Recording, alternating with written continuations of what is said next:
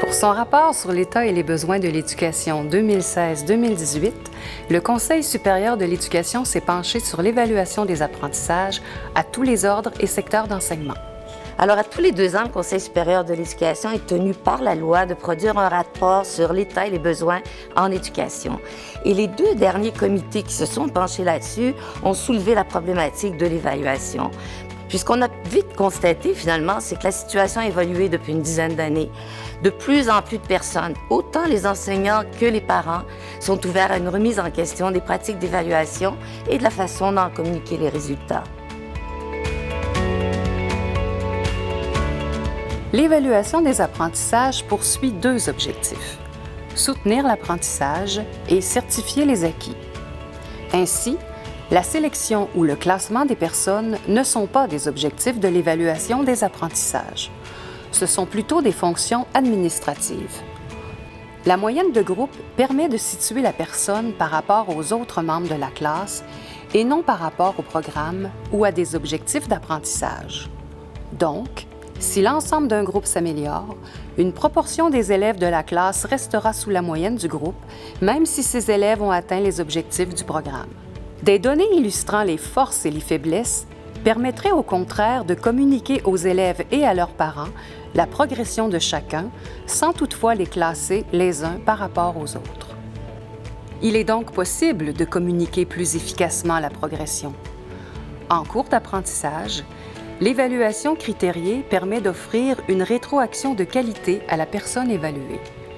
À la fin d'une période, elle sert à certifier que la personne a les acquis nécessaires pour passer à l'étape suivante.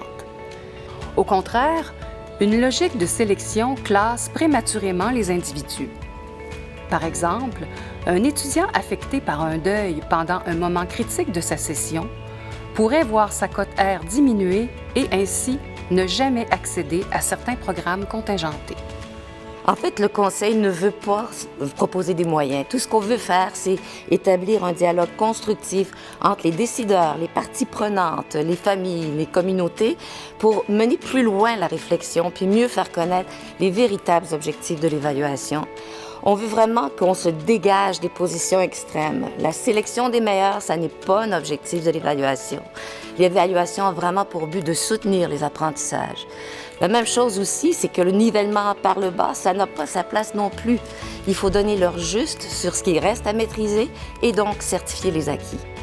À la Fédération des comités de parents du Québec, on consulte nos membres qui sont des parents qui proviennent de différents milieux et de toutes les régions du Québec pour former nos orientations. Nos membres ont réfléchi sur le bulletin idéal et sur l'évaluation des élèves. Puis c'est avec enthousiasme qu'on a partagé le résultat de cette consultation-là pour l'élaboration du rapport. En tant que porte-parole des préoccupations des parents du Québec, on constate que c'est un sujet récurrent auquel la société devrait réfléchir. Revoir nos façons de faire ne veut pas dire éliminer des bulletins toute forme de notation. Cela signifie arrimer le suivi des apprentissages avec les objectifs de l'évaluation. Le processus d'apprentissage devrait être vu comme un chemin à parcourir plutôt que comme une course à remporter. Comme enseignante, j'ai été consultée lors de l'élaboration du rapport sur l'état et les besoins en éducation. Mon rôle, c'était d'exprimer le point de vue des enseignants, de partager notre réalité le plus fidèlement possible sans polariser ou personnaliser la question de l'évaluation. C'était aussi de verbaliser les enjeux de ce que je vis, de ce que je témoigne à chaque jour à l'école. L'évaluation, c'est une préoccupation bien présente dans nos milieux. Dans le contexte dans lequel on est, il y a trop d'obstacles qui détournent des objectifs réels de l'évaluation, de soutenir les apprentissages des élèves puis de leur permettre de développer leur plein potentiel. Le sujet vous interpelle et vous souhaitez poursuivre la réflexion? Nous vous invitons à visiter l'adresse indiquée à l'écran.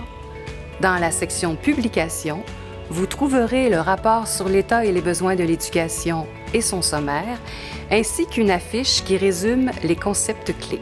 Partagez ces outils et faites connaître votre désir de voir changer notre rapport à l'évaluation afin de tirer tout le monde vers le haut et de mener chaque personne le plus loin possible.